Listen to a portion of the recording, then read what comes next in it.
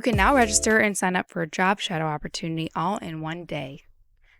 On the day of registration, you should head to the Job Shadow Day website, go to the top of the page, and find the Student Registration and Sign Up Links section.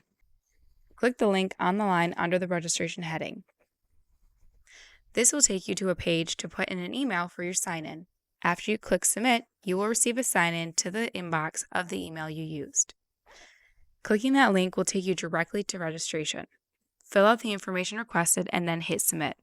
This is your student information and permission form, so make sure to fill it out thoroughly. Afterwards, you'll be able to go through the site and sign up for an opportunity. All you have to do is go to the opportunity profile, click the Sign Up tab, and choose Enroll. You will receive a confirmation email after you sign up, so keep an eye out on the inbox of the email address associated with your profile.